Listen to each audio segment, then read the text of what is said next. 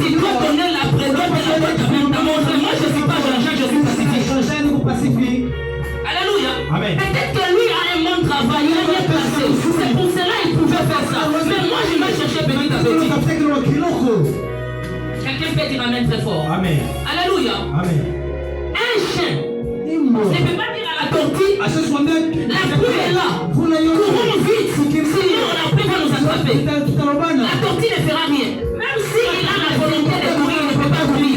Voilà pourquoi vous n'êtes pas cette personne que vous désirez, vous êtes vous-même. Vous ne pouvez pas faire ce que les autres ont fait. Acceptez de faire ce que Dieu vous a donné de faire. L'autre a fait sa gloire à Dieu.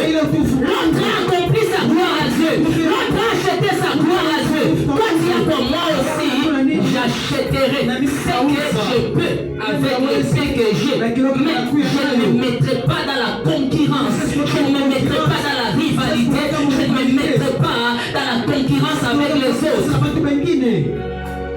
Quelqu'un peut dire amen très fort. Amen. Quand Dieu veut vous élever, il va vous éprouver. Il y a l'épreuve de l'envie. Dieu regarde si tu es un homme qui a trop de convoitise. Envieux. Celui qui a trop d'envie. Il y a des personnes qui ont trop d'envie. Ils ont trop d'envie. De sorte que Dieu les met dans un endroit.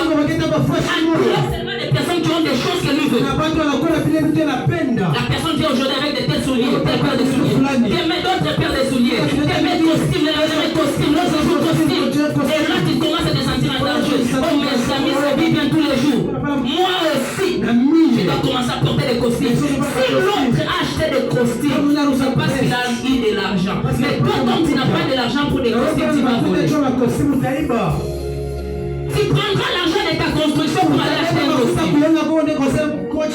Alors fais des choses qui doivent construire ta vie. Vous savez qu'il y a des personnes aujourd'hui, si vous comptez le nombre de téléphones qu'ils ont déjà achetés, ils auraient eu même 8 parcelles ici à Poitiers. Tellement que dans sa tête, il ne pense avoir un bon téléphone. Au lieu de penser acheter même une parcelle, même un morcellement. Mais lui, il veut un bon téléphone. Et qu'est-ce que ça va t'apporter? Amen. Qu'est-ce que ça va t'apporter? Que Dieu nous bénisse. Alléluia. Amen. Dans la vie, pensez votre vie par rapport au futur. Les épreuves vont vous révéler que vous n'avez pas encore grandi. Alléluia. Amen. Vous savez, il y a des personnes qui pensent être grandes. Mais quand les épreuves viennent, vous découvrirez qu'ils n'ont jamais été grands. Ils ont juste la masse. Ils ont juste la taille. Mais pas le niveau de maturité de comprendre les choses. Quelqu'un peut dire amen très fort. Amen. Alléluia. Amen. Que Dieu nous bénisse abondamment. Amen. Vous savez, dans la vie, les gens qui vous entourent, vous les appelez amis. D'autres, vous les appelez même frères. Mais sachez que vous avez de la position.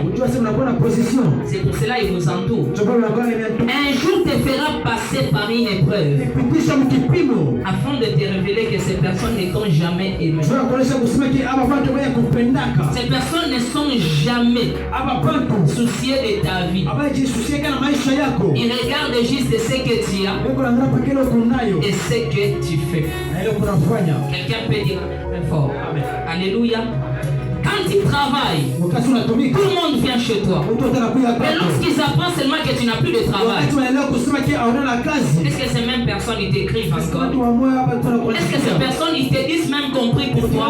Est-ce que ces personnes même s'inquiètent pour ta position de ta vie actuelle? Est-ce que ces personnes ont même le courage de te donner 2000 francs, sachant que l'autre m'avait aidé lorsque j'ai travaillé? Maintenant qu'il ne travaille plus, je dois aussi l'aider. Est-ce que ces personnes pensent même à ta position, à ta vie?